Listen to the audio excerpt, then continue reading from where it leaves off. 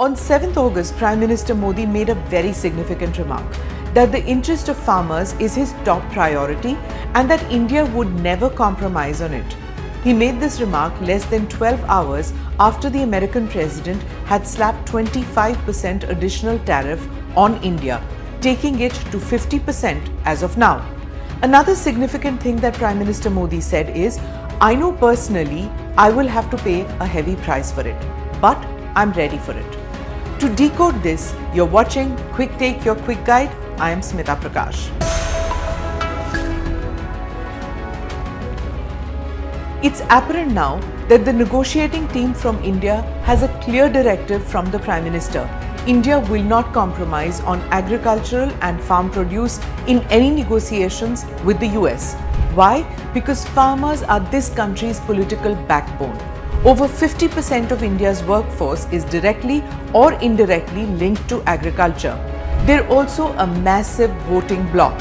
Any policy that threatens their livelihoods triggers political backlash, as it did in 2020-21, when radical farm laws led to massive protests and the Modi government had to repeal farm laws. Opening up India's markets to American imports like wheat, poultry, dairy will be termed as anti-farmer. There are some who say Indian farmers need to learn how to compete. So easy to mouth these words. The fact is that American agricultural products benefit from massive subsidies and economies of scale. Products like dairy with growth hormones, chicken legs, and genetically modified crops are significantly cheaper than Indian dairy produce. How are we going to withstand some of these geopolitical pressures that are coming upon us? We are already self-reliant in food, but at the same time, as we are part of the global community and there are interdependencies in many ways. And therefore, we have to find a way forward. Again, it has to come through application of science and technology, but through blending the traditional wisdom, as the Prime Minister also said, and I think it is possible to do it. Many Indian farmers have small land holdings, barely any mechanization, high input costs, unprotected vagaries of market. Despite all that, food security is part of India's strategic sovereignty.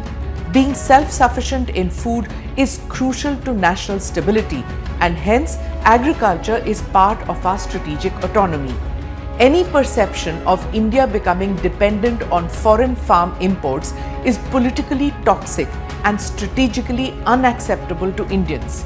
अगर ऐसे वो लोग करेंगे तो हम भी American exports पे 50% की टैरिफ हमारे तरफ से भी लगाना चाहिए। ये नहीं है कि कोई भी किसी और देश में बैठ के हमको ऐसे धमकी दे सके, ये तो बिल्कुल मानना तैयार नहीं है।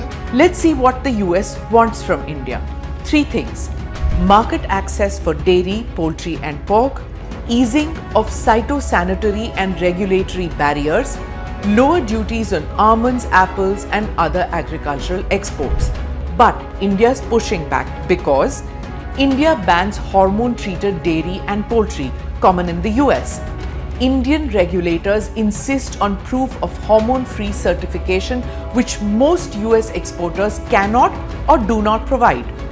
US dairy cattle are sometimes fed by animal-based byproducts, including blood meal, bone meal or fish meal. This goes against India's ethos, especially among Hindu consumers. India maintains high import tariffs to protect domestic farmers, for example 30 to 60% on many agri items. There is a strong opposition from Indian farmer unions, food safety advocates and even some religious groups, example over beef and pork. Religious sentiments make mass meat imports politically toxic. All these issues could delay a broader trade agreement between the US and India unless agriculture is set aside as a red line.